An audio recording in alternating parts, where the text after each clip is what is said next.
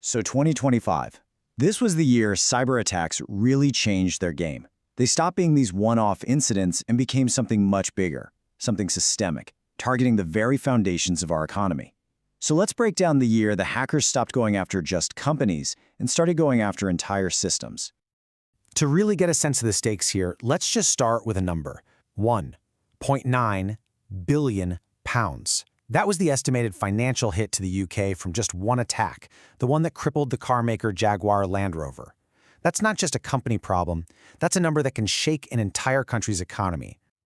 And that right there is the key theme we saw all through 2025. The attacks weren't just random acts of digital vandalism, they were systemic, targeting the interconnected threads of our global economy. So what we're going to do is break down the year's biggest threats, not just as a list, but by theme, so you can really see the patterns in how these attackers were thinking. All right, so first up, the new ransomware playbook. This is where the bad guys decided that just stealing your data wasn't enough. Nope, their new goal was to cause absolute maximum chaos by shutting you down completely. Okay, quick refresher for anyone who's not deep in this world. Ransomware is basically malware that locks up all your files and demands a ransom to get them back. But what really threw gasoline on the fire in 2025 was this thing called ransomware as a service, or RaaS.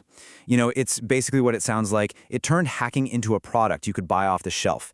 This meant even criminals with, frankly, not a lot of technical skill could launch these devastating attacks.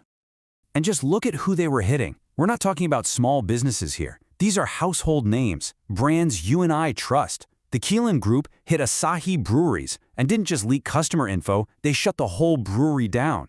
Then a group called Scattered Lapses Hunters brought Jaguar Land Rover's production lines to a dead stop, tanking their revenue.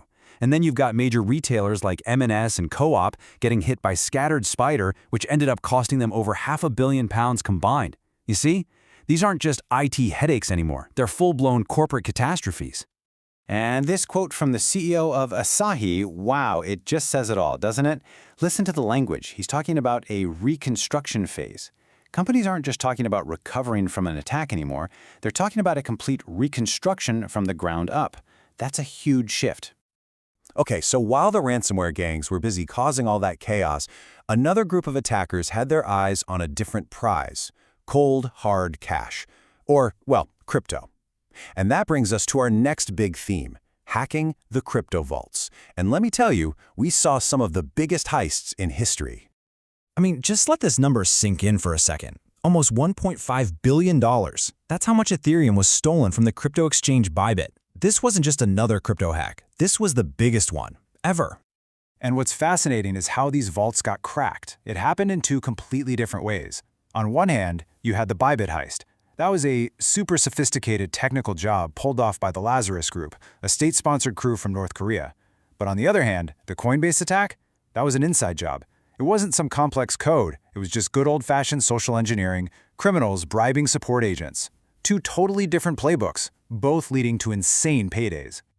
And this is the really scary part about the Coinbase attack. It all comes down to third-party risk. The agents who let the criminals in the door for that $400 million score, they didn't even work for Coinbase directly. They were contractors from an outsourced support company. It just goes to show, your company's security is only as strong as the weakest link in your entire chain of partners.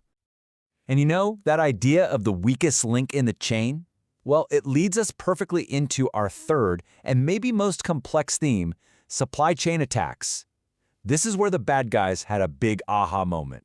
They realized, why go after one company at a time when you can hit their software supplier and get the keys to the entire kingdom? The Salesforce attack is the perfect textbook example of this.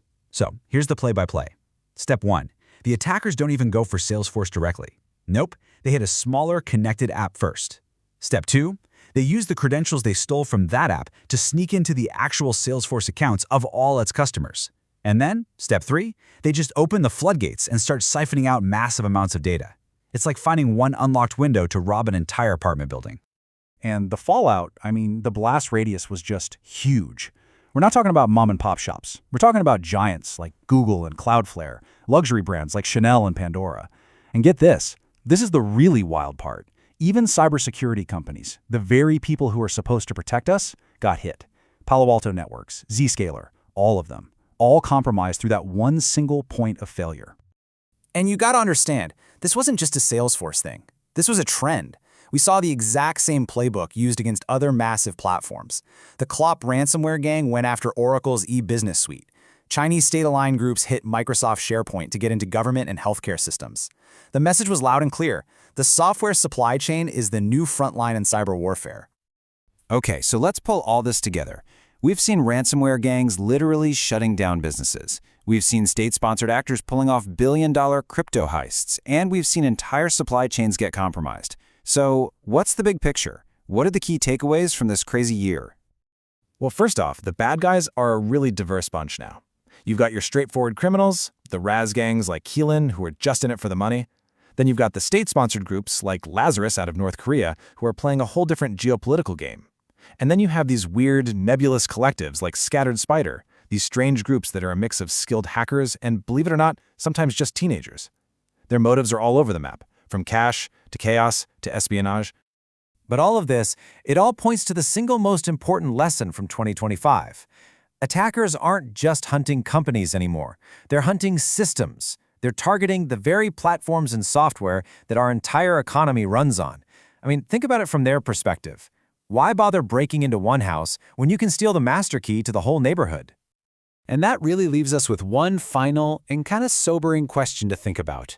You know, as our world gets more and more connected, and every single new app or tool we link together creates another potential doorway for an attack, is it possible that the biggest, most damaging cyber attack of the future isn't coming?